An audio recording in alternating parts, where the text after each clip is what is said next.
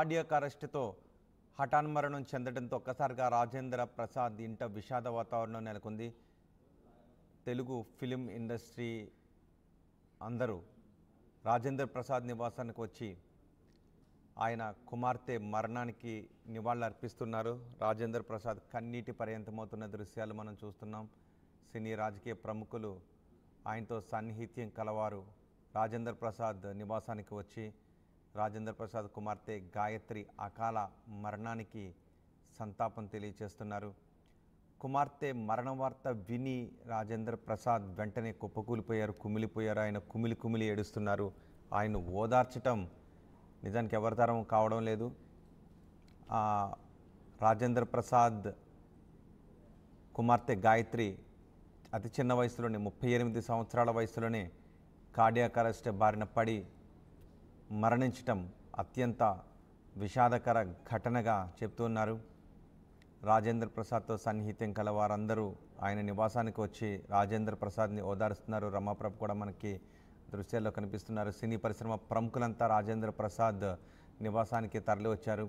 ఎన్నో సినిమాల ద్వారా ఎంతోమంది గుండెల్లో ఇళ్లలో మదిలో నవ్వులు పూయించిన రాజేంద్ర ప్రసాద్ కుటుంబంలో ఇలాంటి విషాదకర ఘటన చోటు చేసుకోవటం అందరిని కలిసివేస్తుంది. అల్లు అర్జున్ కూడా రాజేంద్ర ప్రసాద్ నివాసానికి వచ్చి రాజేంద్ర ప్రసాద్ని పరామర్శిస్తున్న దృశ్యాలు చూస్తున్నాం.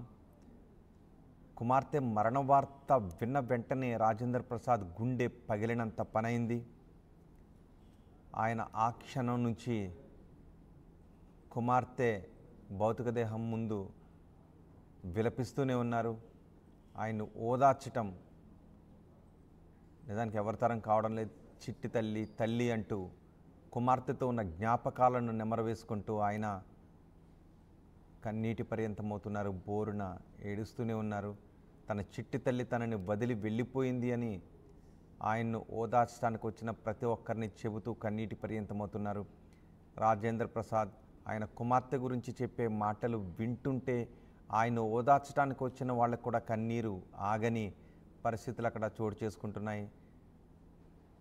ఆయన నటనతో ఎంతోమంది ఇంట నవ్వులు పూయించిన రాజేంద్ర ప్రసాద్ ఇంట్లో ఇలాంటి విషాదం నెలకొనటం చాలా బాధగా ఉంది అంటూ ఆయన పరామర్శించడానికి వచ్చిన వాళ్ళు చెప్తున్నారు. నిన్న రాజేంద్ర ప్రసాద్ కుమార్తె గాయత్రి అకాల మరణం పాలయ్యారు. కార్డియాక్ అరెస్ట్తో ఆమె చనిపోయారు. రాజేంద్ర ప్రసాద్ ఇంట ఇది ఎన్నటికీ తీర్చని విషాదం. కేపీహెచ్పిలోని కైలాసవాసంలో అంత్యక్రియలకు ఏర్పాట్లు చేస్తున్నారు. నిన్న ఛాతీ నొప్పి రావడంతో చికిత్స కోసం ఆసుపత్రికి తరలించారు. ఆసుపత్రిలో చికిత్స పొందుతూ రాజేంద్ర ప్రసాద్ కుమార్తె గాయత్రి మరణించారు, తుదిశ్వాస విడిచారు. రాజేంద్ర ప్రసాద్ను సినీ రాజకీయ ప్రముఖులు ఓదార్స్తున్నారు. కూకట్పల్లి హౌసింగ్ బోర్డ్ 7వ ఫేజ్లో రాజేంద్ర ప్రసాద్ నివాసం దగ్గర విషాద ఛాయలు అలముకున్నాయి. హిందూ విలాస్లో గాయత్రి భౌతిక కాయాన్ని సందర్శించవచ్చు. ఒక్కసారి మనం చూడొచ్చు. రాజేంద్ర ప్రసాద్ ఎప్పుడూ నవ్విస్తూ ఉండే రాజేంద్ర ప్రసాద్ కుమార్తె మరణాన్ని తలుచుకుని ఆయన ఏడుస్తూ ఉన్నారు. ఆయన ఎంత కుమిలిపోతున్నారో అర్థం చేసుకోవచ్చు. ఆయన ఓదార్చడానికి వచ్చిన వారు కూడా రాజేంద్ర ప్రసాద్ని అలా చూసి అందరూ కన్నీటి పర్యంతమవుతున్నారు. రాజేంద్ర ప్రసాద్ ఆయన నటన ద్వారా ఎంతోమంది హృదయాల్లో నవ్వులు పూయించారు. ఎంతోమంది బాధలను ఆయన కామెడీ యాక్షన్తో ఉపశమనాన్ని కలిగించేవారు. అలాంటి రాజేంద్ర ప్రసాద్ ఇప్పుడు కుమార్తె మరణంతో కుమిలిపోతూ ఉండటం అందరినీ కలిచివేస్తోంది. హిందూ విలాస్లో గాయత్రి భౌతిక కాయాన్ని సందర్శించడానికి ప్రముఖులు అక్కడికి వస్తూ ఉన్నారు. రాజేంద్ర ప్రసాద్ని ఇలా ఎప్పుడూ చూడలేదు. ఇప్పుడు మీరు ఆ టీవీ స్క్రీన్ పైన లైవ్ విజువల్స్ చూస్తున్నారు. గాయత్రి అంత్యక్రియలకు ఏర్పాట్లు చేస్తున్న దృశ్యాలు అవి. తన చిట్టి తల్లిని ఇలా చితివైపు తనే నడిపించాల్సి వస్తుంది అని కలలో కూడా అనుకోలేదు అంటూ రాజేంద్ర ప్రసాద్ కుమిలి ఏడుస్తున్నారు. ఈ చేతులతో పెంచిన ఆ చిట్టి తల్లిని పాడి మీదకెక్కించి చితివైపు నడిపించాల్సిన పరిస్థితి ఏర్పడింది అంటూ ఆయన కుమిలి ఏడుస్తున్నారు. గాయత్రి అంత్యక్రియలకు ఏర్పాట్లు చేశారు. కూకట్పల్లి హౌసింగ్ బోర్డు దగ్గర కేపీహెచ్బిలోనే హిందూ శ్మశాన వాటికలో గాయత్రి అంత్యక్రియలకు ఏర్పాట్లు చేస్తున్న దృశ్యాలు అవి. మరికొద్దిసేపట్లో ఆమె రాజేంద్ర ప్రసాద్ కళ్ళ ముందు నుంచి ఆ ఉన్న భౌతిక రూపం కూడా మాయమైపోతుంది అని రాజేంద్ర ప్రసాద్ కుమిలి ఏడుస్తున్నారు. గాయత్రి అకాల మరణంతో రాజేంద్ర ప్రసాద్ ఇంట విషాద వాతావరణం నెలకొంది. ఒక సినిమాలో పాటను ఆయన తరచూ గాయత్రికి వినిపిస్తూ ఉండేవారు. తల్లి తల్లి నా చిట్టి తల్లి అనే పాట తనకెంతో ఇష్టమని రాజేంద్ర ప్రసాద్ చెప్తూ ఉంటారు. ఆ బేవాస్ సినిమాలో ఒక కూతురు సెంటిమెంట్తో కూడిన పాట అది. ఆ పాటను ఎన్నోసార్లు ఆయన కుమార్తెకు వినిపించేవాడిని అని చెప్పారు. ఇప్పుడు అలాంటి సన్నివేశం, అలాంటి పరిస్థితే రాజేంద్ర ప్రసాద్ ఇంట నెలకొనటం, ఆయన దాన్ని గుర్తు చేసుకొని కుమిలి ఏడుస్తున్నారు. రాజేంద్ర ప్రసాద్కి కుమారుడు, కుమార్తె.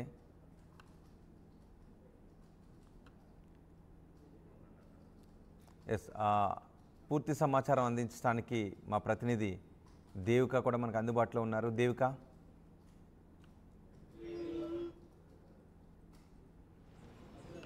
రోహిత్, చూడొచ్చు అసలు ఇక్కడ ఎలాంటి ఛాయలు అల్లుకున్నాయనేది. రాజేంద్ర ప్రసాద్ గారి ఇంట కన్నీరు మున్నీరు అయిపోతున్నారు. విషయ ఛాయలు అయితే అల్లుకున్నాయి. మొన్న రాత్రి తన కూతురు గారాల పట్టి ఎంతో అల్లారు ముద్దుగా 10వ ఏటనే తన తల్లి మరణించడంతో మళ్ళీ నా తల్లి నా కడుపున పుట్టింది అంటూ కూడా ఆయన ఎంతగానో అసలు అల్లారు ముద్దుగా చేతుల్లో పెంచిన ఆయన కూతురు ఆయన కళ్ళ ముందే ఈ విధంగా అవ్వడం అసలు ఆయన జీర్ణించుకోలేకపోతున్నారని చెప్పాలి. 3 రోజుల క్రితం ఛాతిలో నొప్పి వస్తుంది అంటూ చెప్పడంతో దగ్గరలో ఉన్న ఏఐజీ హాస్పిటల్కి తరలించడం జరిగింది. అక్కడే చికిత్స పొందుతున్నాను. తుది శ్వాస విడిచారు గాయత్రి కుమార్తె కూడా రాజేంద్ర ప్రసాద్ గారితోనే ఒక సినిమాలో బ్లాక్ బస్టర్ మూవీ ఏదైతే ఉందో మహానటి మూవీలో మహానటి గారి చిన్ననాటి పాత్ర కూడా వేసింది. ఇద్దరు కూడా మనవరాలితో ఆయన ఎంతో ఆనందంగా వేశారు. అలాంటి మనవరాలతో నేను ఎంతగానో ఆడుకున్నాను. ఇప్పుడు నా మనవరాలు నా కళ్ళ ముందే ఏడుస్తూ ఉంది అంటూ కూడా ఆ మనవరాల్ని ఏ విధంగా పరామర్శించాలి అనేది కూడా నాకు అర్థం అవ్వట్లేదు అంటూ కూడా ఇందాక కొంతమంది సినీ నటులతో చెప్పడం జరిగింది. అదేవిధంగా చీరలు ఇచ్చాను, సారె పెట్టాను, ఎన్నో చూశాను, కానీ ఈ విధమైన కష్టం ఏ పగవాడికి కూడా రాకూడదు అంటూ కూడా ఆయన మాటలు అసలు ప్రతి ఒక్కరిని కూడా కలిచివేస్తుంది, ప్రతి ఒక్కరిని కూడా బాధింపచేస్తుందని చెప్పొచ్చు రోహిత్. అదేవిధంగా ఎప్పుడైతే అంతిమయాత్ర ప్రారంభించిందో అప్పుడు అందరికీ ఆయన చెప్తున్న మాటలు ప్రతి ఒక్కరి కళ్ళల్లో నుంచి కూడా నీళ్లు తిరిగాయని చెప్పొచ్చు. మా అమ్మ పోయింది, ఇప్పుడు నా అమ్మ స్థానంలో ఉన్న నా కూతురు పోయింది, దిగపెట్టేసి వస్తాను అంటూ కూడా రమాప్రభ గారితో ఆయన చెప్పిన మాటలు ప్రతి ఒక్కరిని కూడా ఎక్కి ఏడ్చేలా చేశాయని చెప్పచ్చు. ఇప్పుడు కూడా చూడొచ్చు, అది 38 ఏళ్ళ వయసున్న నా కూతురికి ఈ కష్టం వచ్చింది, అసలు ఏ పగవాడికి కూడా ఈ కష్టం రాకూడదు అంటూ కూడా ఆయన చెప్పడం జరుగుతుంది. అదేవిధంగా ప్రేమించి పెళ్లి చేసుకున్నా కూడా ఆవిడ బాగోగులన్నీ కూడా ఈయనే చూసేవారు. ప్రతిరోజు మధ్యాహ్నం తన కూతురికి తన ఇంటి నుంచే, రాజేంద్ర ప్రసాద్ గారి ఇంటి నుంచే భోజనం వెళ్ళేది. కేవలం రాత్రిపూట మాత్రమే వాళ్ళు వండుకునేవారు.